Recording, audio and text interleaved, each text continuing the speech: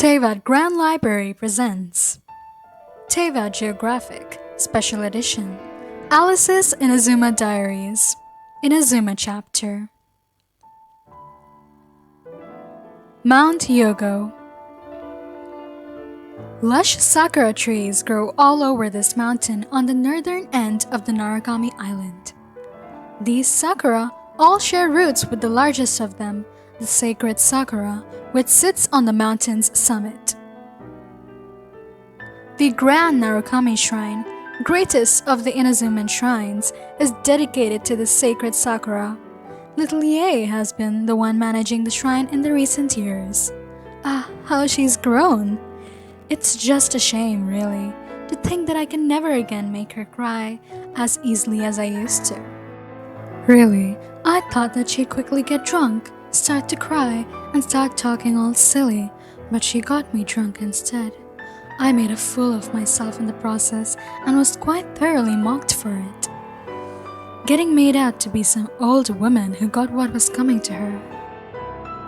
And here I was, looking to tease that little girl a bit more too. Inazuma City.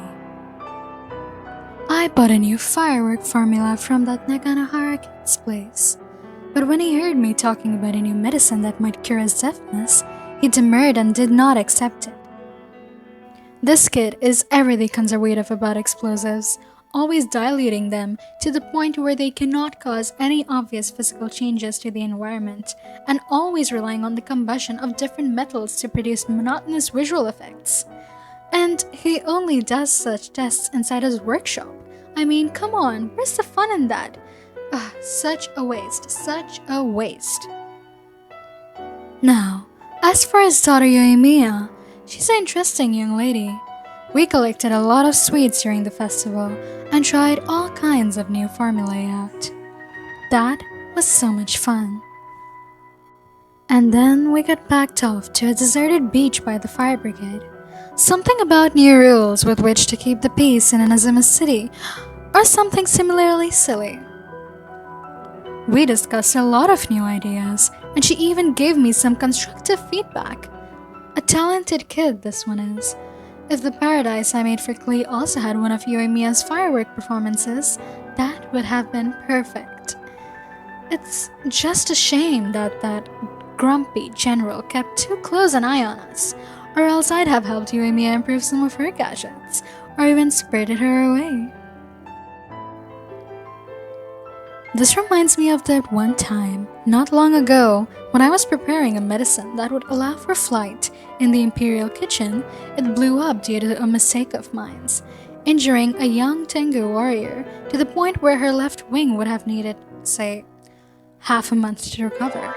I had wanted to help her patch the wound up, but it seems as if she has been avoiding me ever since. Well, I left her some medicine all the same, just to see how its effects would turn out. After that incident, it seems that the person who spends all her time holed up in Tenshikaku has sent some soldiers specifically to watch my every move. I mean, that's a bit much. I even apologized right to her face, but she just won't let up. She was the one who'd allowed me to conduct experiments in the Imperial kitchen in the first place, you know. Also, Miss Kamisato declined my idol group invitation for the 6th time running. What a disappointment. The Tarasuna. The Tarasuna is an island chain that is naturally shaped like a ring. The mountains rise to overlook the sea, surrounding the large blast furnace in the middle. This is where Inazuman jade steel is produced and endlessly made into the best weaponry for the highfalutin bigwigs of Inazuma, or made from the blood and bones of a defeated god. This place is the Tenryu Commission's pride and joy, and as such, he takes extra good care of the workers and technical specialists. I was accompanied during my time at the Tarasuna by a lady named Kagami Gozen. She seems to be a leader amongst the workers there, and has an official shogunate post. Even though she's the Tenryu Commission's subordinate, she very much looks like his equal in front of the workers. All of them trust and love her. I dare say that their respect for her dispatches might be even greater than what they give the shogun. But Kagami Gozen herself frowns often. The Tatarasuna workers are largely ruthless, washed up on these shores by the waves of their history. Their many tattoos and working songs set them apart, but also strengthen their mutual bonds. Like the other workers at Tatarasuna, Kagami Gozen's body has scars from high-temperature burns from Tatarigami. These may be signs of short-lived or ill people in the eyes of outsiders, but here, it is how they identify family. I took the liberty of modifying the Mikage furnace, throwing a few valves and panels into the sea and improving the containment dome, which back then could at best be rated better than nothing. I wonder if those engineers from Fontaine will be pleasantly surprised. Old man Kujo might get a little upset from production going down, but at least the furnace isn't going to go haywire from overheating. And I believe that even in the event of a war, which may soon come, the explosion should not be too large.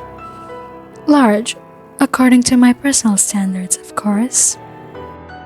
Actually, might my ingenious interventions perhaps prevent war from breaking out at all? Well, I for one would be more than pleased to see the expressions on those astrologers' faces when their predictions come to naught. Yashiuri Island. The clear blue skies over Yashiuri Island really are a pleasant sight. Those Toji Onmyoji explained that the Raiden Shogun placed many wards over this place to prevent the corruption that seeps from the remnants of the Serpent God, or something like that. I'm not good with their religious jargon. As far as I can observe, those lampposts are quite interesting. Although they have the appearance of items dedicated to the Electro Archon, the techniques used to make them are quite familiar to me. Oh, whoa, would you look at that? This is supposed to be a travelogue, not some tedious academic paper. We were warmly welcomed by Washizu, the head of the Higi village.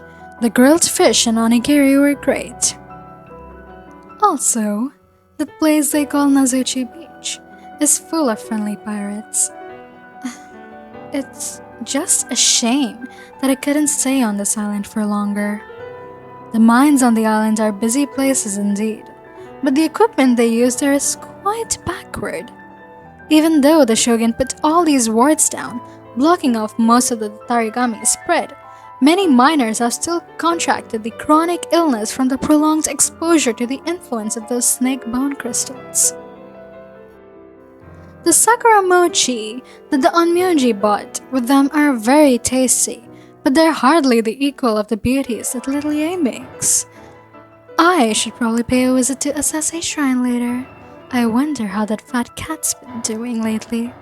I did try to catch it with a specially crafted cage the other time, only to be stopped by that killjoy shrine maiden.